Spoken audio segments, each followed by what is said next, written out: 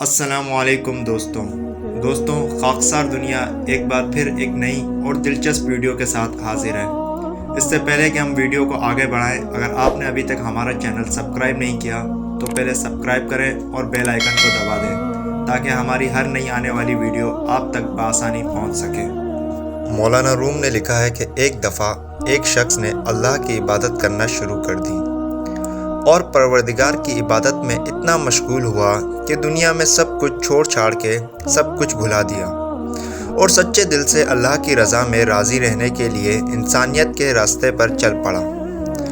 مولانا روم کہتے ہیں کہ ایک وقت وہ آیا کہ اس کے گھر میں کچھ کھانے کو بھی نہ بچا اور ہوتے ہوتے وہ وقت بھی آیا کہ گھر بار سب ختم ہو گیا اور وہ شخص چلتے ہوئے موت کے انتظار میں گلیاں گھومتا کہ اب پلے تو بچا کچھ نہیں تو انتظار ہی کر سکتا ہوں، اللہ سنبھال لے۔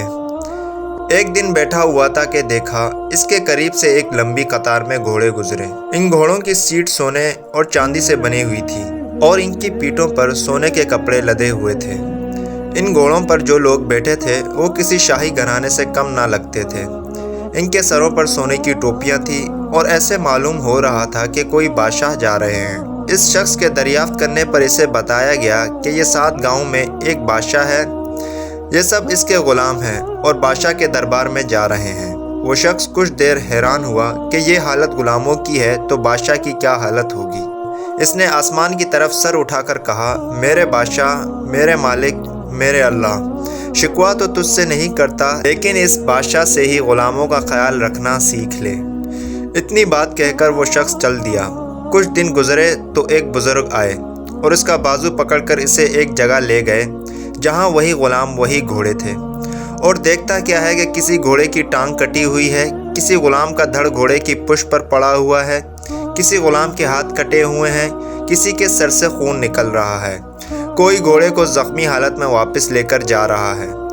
وہ شخص حیران ہوا اور بزرگ سے پوچھا، جناب آپ کون ہیں اور یہ سب کیا ماجرا ہے؟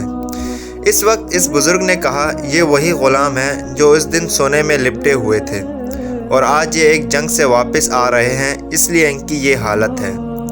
مجھے خواب میں بس اتنا کہا گیا ہے کہ اسے کہنا بادشاہوں کے لیے قربانیاں دینا بھی ان غلاموں سے سیکھ لے۔ اگر آپ کو ہماری یہ ویڈیو پسند آئی تو لائک کریں اور اپنے دوستوں کے ساتھ ضرور شیئر کریں۔